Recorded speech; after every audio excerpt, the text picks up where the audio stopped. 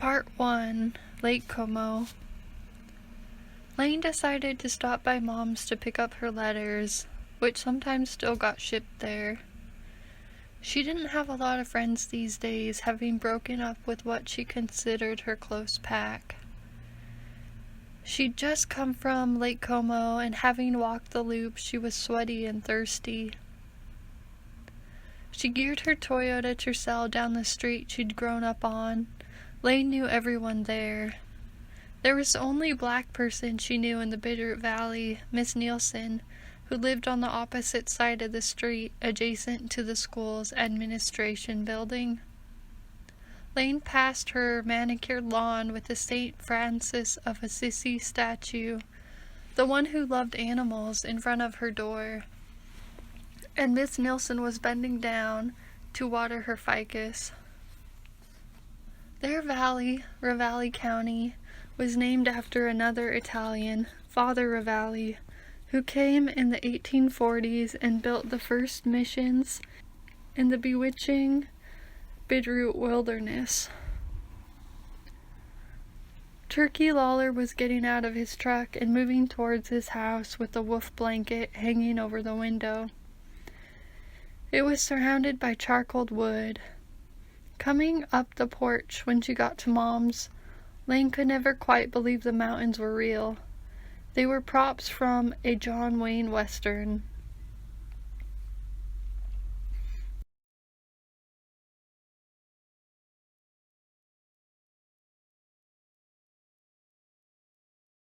Except for her wild imagination and the beauty surrounding her, her life was at a complete dead end. After Dad's death, she was nursing the next rumble that hit her life. His name was Max. "Hey, Mom," Laine said, entering the living room. "I'll be out in a sec, just finishing up some mending on Harlan's shirt," Mom said, from Laine's old bedroom, which was now the sewing room. "He ripped it on the fence when he was laying pipe. He's coming over soon." Mom was always multitasking. She came out later and was scrunching up paper for the fire. "Dang, did this go out again?" "Shoot." "Hey, I was hoping you're planning on spending some time with your relative when he comes." Laine sighed and plopped on the couch as one of the picture frames leaning up against the banister fell on her shoulder. "Oh yeah, when's he coming again?" she asked. Laine was 27 now, had finished college, and was living on her own in the mountains, 20 minutes from Mom's place. She winced and got up on her knees facing the wall to put the picture back in place when something caught her eye.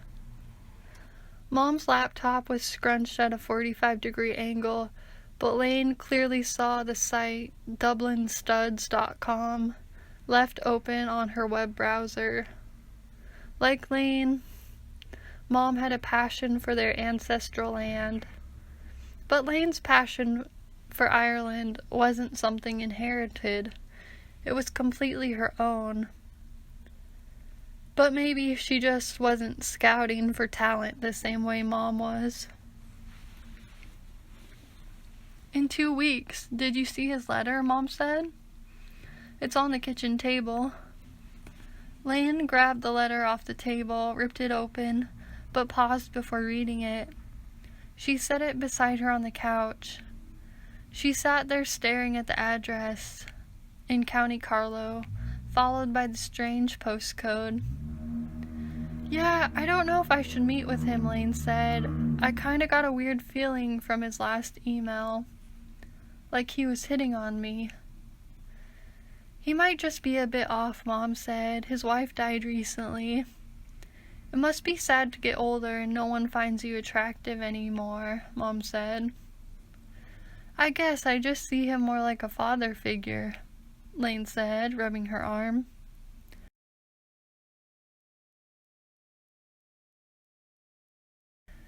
Jerry and she had been talking on and off since she first met him in Ireland on her study abroad trip. She was 22.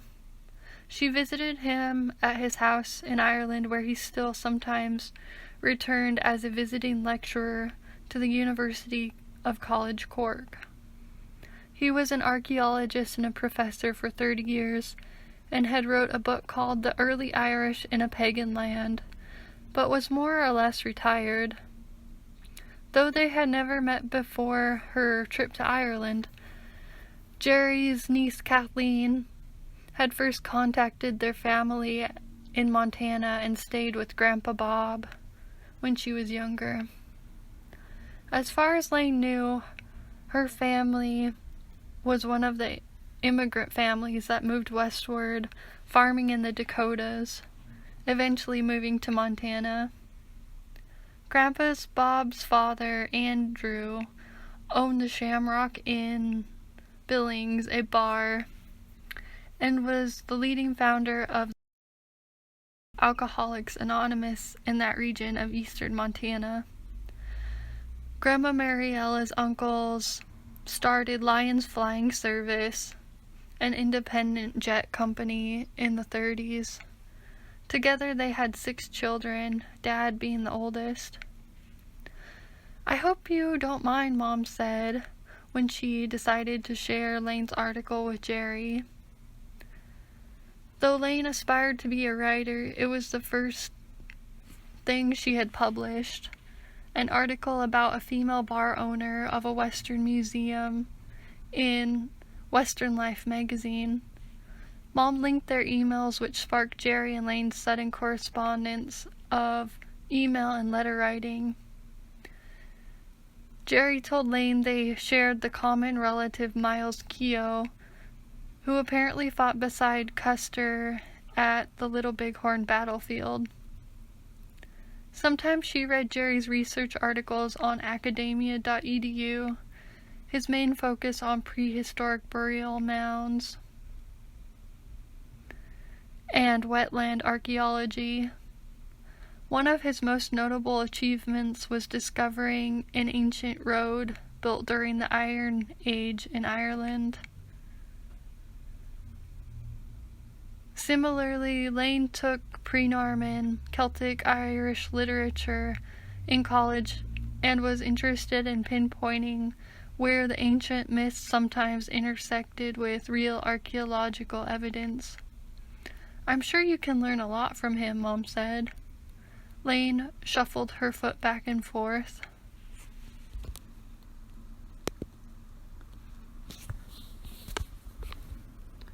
"Harlan's here," Mom said. They watched a forerunner sweep into the window like a tan sheet. She went to the front door. Harlan resembled a lovable mountain troll coming off the mountain with his little walking stick, his bulky burlap coat, and his shoulders hunched just so. Yet he was more spry and hardworking than 10 varsity seniors, able to cut down, split, and stack 4 pickup loads of wood in a day, lay down pipes on his back acre, and create an overhang on the shed where Laine lived for a brief time when she first moved to the Bitterroot Valley. Sometimes Harlan was cordial, and other times he seemed to be using work to cover up some deep-rooted something or other.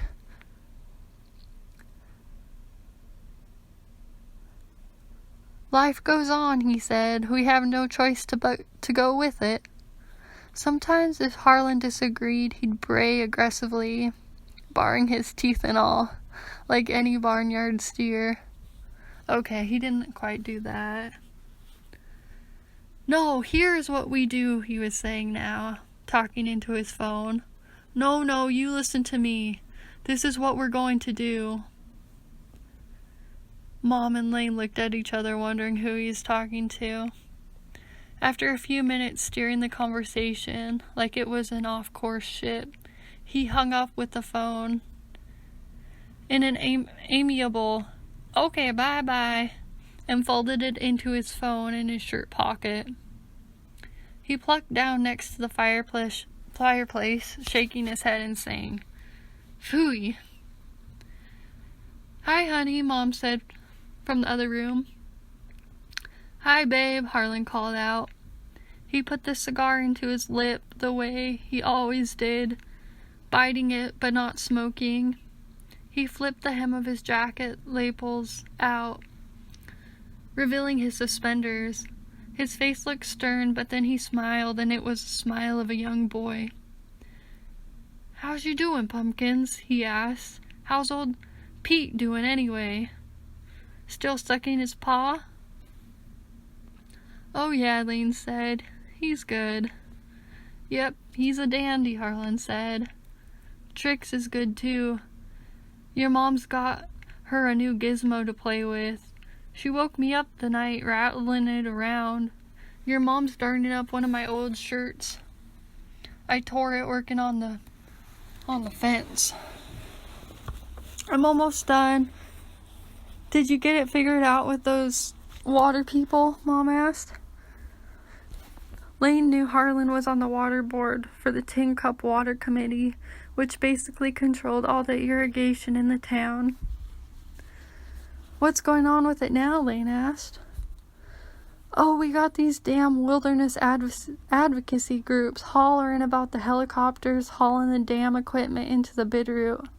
I tell you what, it'd take a whole heck of a lot more mule trips up that mountain. We come up with a new solution. The late summer irrigators get their irrigation water, and the in-stream flow keeps the water cold enough for the little fishies. Pretty nifty, kiddo. Anyways, now we can regulate the flow. It's done by satellite," he said. "Ta-da!" Mom said, coming out of the sewing room finally. She held up the shirt for both Harlan and Laine to see, revealing where the denim was replaced with a lime green pocket.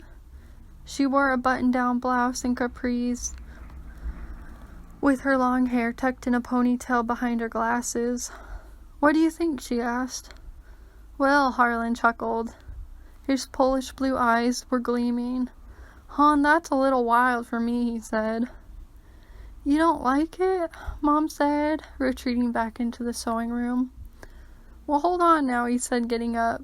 Give it here, let me see that." He stopped and sneezed 3 tight sneezes. "Bless you," Laine said. "Goodness, bless me, little one," Harlan said.